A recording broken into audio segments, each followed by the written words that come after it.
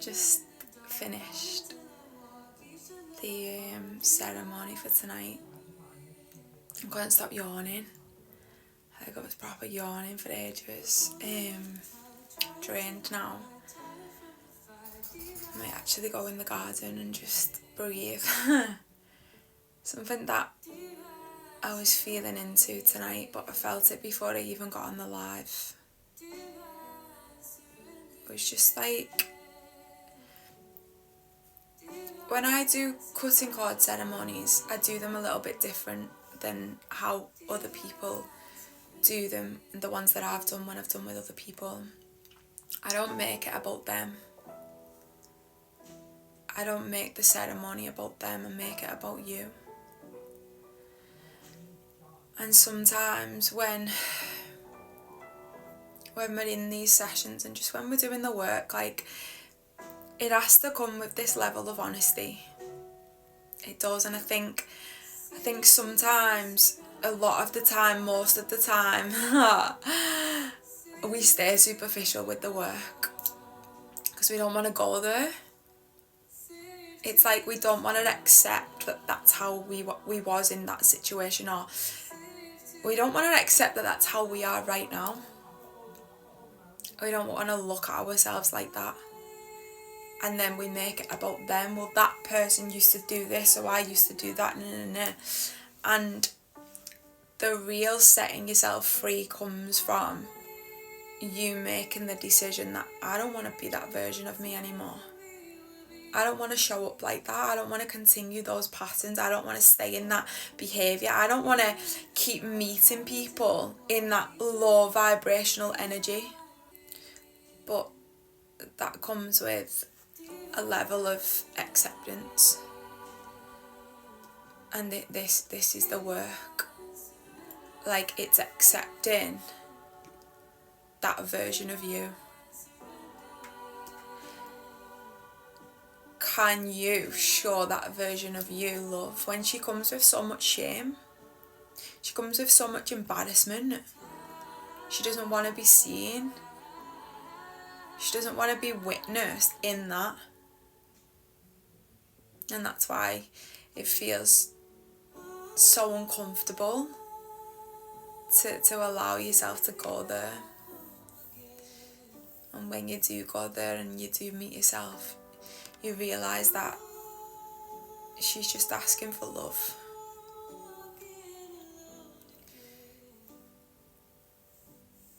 I also,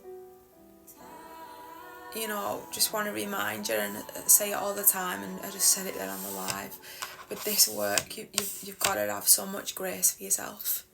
You've got to be so patient with yourself. You've got to be so kind and loving and nurturing and just...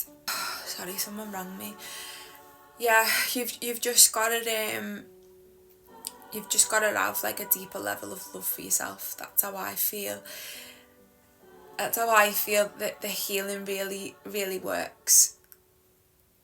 I don't think that you can heal from a place of judging yourself and wishing this and wanting that and disregarding yourself. And no, it's got to be love. You've got to love that version of you. You've got to. This was meant to be like a 60-second story, but we're going on here, but let's just roll with it. Something else about what I feel was coming up tonight in the message is you've got to allow yourself and give yourself permission to feel what you feel. Like, let yourself be angry. Let yourself be pissed off. Let yourself be hurt. Like, feel sorry for yourself. Be in your mess. I love journaling. I get my journal out. Sometimes it can feel too much because it just all stays in the mind. Get your journal out and just write down. Don't worry about it being perfect in the handwriting and the spelling and all of that. No, just come out of the mind a minute. Just write down, like, who hurt you? What did they say? What did they do? How different would your life be if they could treat you right, if they could have loved you that way? Where's this anger coming from? Who are you angry towards? What's the hurt? What's the shame? What's the pain that you're carrying deep within you? Write it down. Like, ask for the deeper answers. Where's it coming from? And fully give yourself permission to feel it all. Not trying to mask it, not trying to get out of it. Oh, I don't want to feel this, it feels too uncomfortable. Don't do that. Don't keep running from yourself. You've got to stop running from yourself. You've got to face you, but for what you've been through. Like, the reality of what you've been through. And then you've got to grieve it. You've got to grieve the childhood that you never had. You've got to grieve the love that you never received from your mum or your dad. You've got to grieve this fantasy that you've created to keep you safe. And you've got to accept it for what it is. And watch how freeing that is when you just allow yourself to feel the feelings that want to be felt, when you're that safe space to you, to that version of you, to that little girl in you who went through it all. Like, stop running from her. Stop trying to hide her. Like, this practice, and why I'm so big into journaling, and if you can get out in nature, even better. Like, if you can go to somewhere like a field or something where like there's not people walking past and stuff, just with your journal. Maybe take your headphones. I like to do it in silence though, but take your headphones, put a nice playlist on. This is you being able to unlock hidden memories, hidden feelings, parts of you that are too scared to come up. That's what's happening here. Like, this is you creating that space for you. You've never done this before. It's going to feel scary. It's going to feel overwhelming. It's going to feel too much. I can't handle this. I don't want to do this. This is how you're going to feel. And that's just you trying to keep you safe.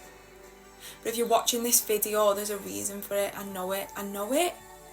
Like, you're being asked to face you, to stop running from your past, to stop running from who you actually are. And just take your time. Like, take your time. Don't rush it.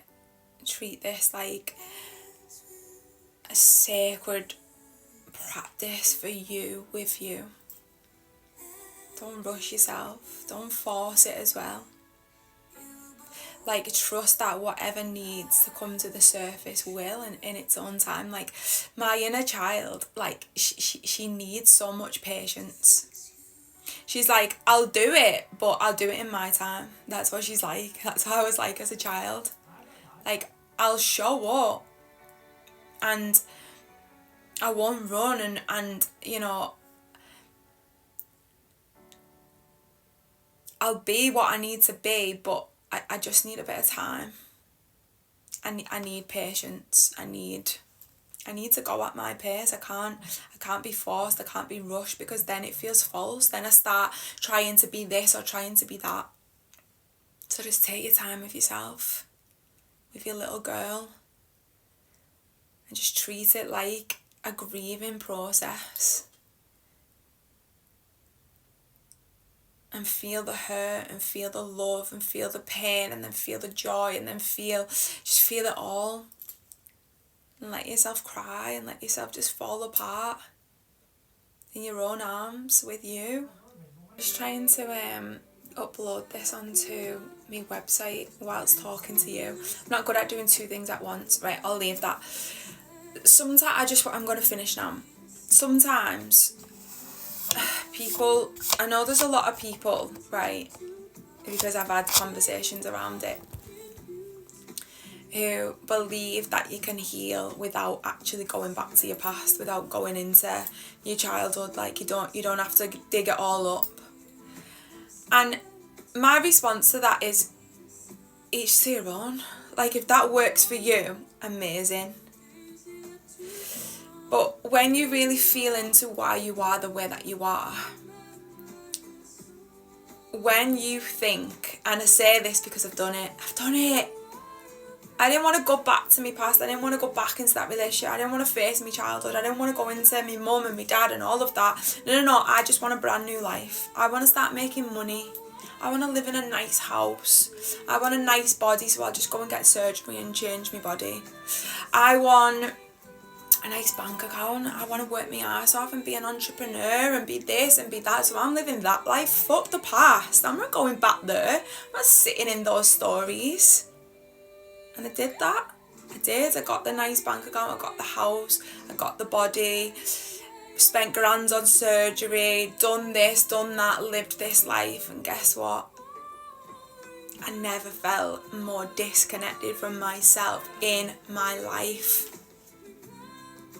Because I was obsessed and seeking the external of wanting to become her, but not owning who I am. Not wanting to get to know myself, not asking the deeper questions of like, why am I the way that I am? So those holes within you, that empty feeling, that emptiness, and even when the man comes, the dream man, and he loves you so much, the emptiness stays.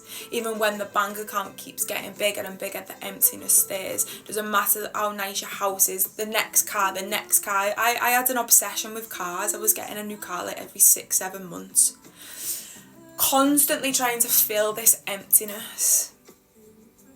Is this the emptiness? You're in a child. You're in a child that is just seeking your love. She doesn't need the car, she doesn't need the man, she doesn't need the status, she doesn't need the Instagram followers, she doesn't need any of it, she needs you. But she needs you to understand her.